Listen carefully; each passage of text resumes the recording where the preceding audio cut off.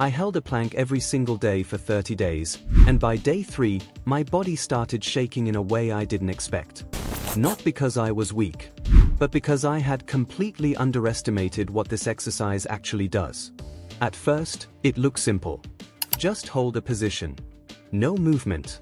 No weights. No complexity. That's what makes it deceptive. Day 1, I held it for 30 seconds. Felt easy. Too easy. So I pushed longer. 1 minute. Still manageable. I thought this challenge would be simple. That was my first mistake. Because day 3 changed everything.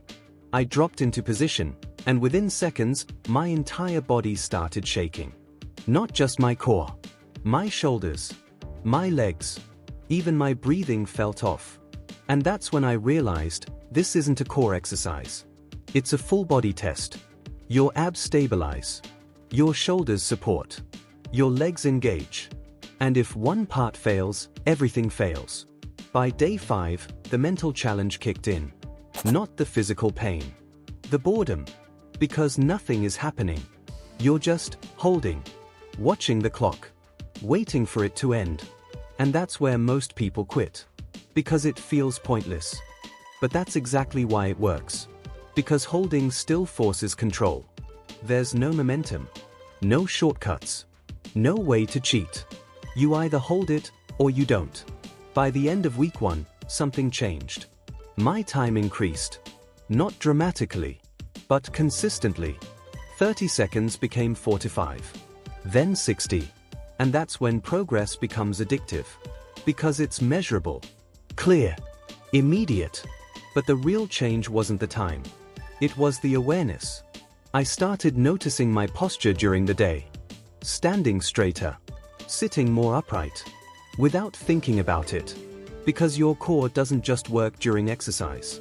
It supports everything. Week 2 is where things got harder again. Not easier. Harder. Because progress creates new limits. Longer holds mean more fatigue. More fatigue means more strain. And this is where form breaks down. Hips drop. Back arches. Shoulders collapse. And suddenly, the exercise stops being effective. So I had to reset. Shorter holds. Better form. More control. Because quality beats duration. Every time. By week 3, the improvement was obvious. Not just in time. But in stability. Less shaking. More control. Breathing became steady. And that's when it stopped feeling like survival, and started feeling like skill. But then came the plateau. No matter how hard I tried, progress slowed down. Time barely increased. Effort stayed high. And that's the moment most people quit. Because it feels like nothing is happening. But this is where real adaptation occurs. Not when things are easy, but when progress slows. So instead of pushing harder, I adjusted. Multiple sets. Rest periods. Variation. And that broke the plateau. By week 4, everything clicked. Longer holds. Better control. Less fatigue. And for the first time, confidence. Because I knew I could hold it. Not just physically, but mentally. By day 30, the result wasn't just a stronger core. Yes, my abs were tighter. Yes, my posture improved. Yes, my endurance increased. But the real change? Control. Because holding a plank teaches you something most exercises don't. Discipline under stillness. No movement. No distraction.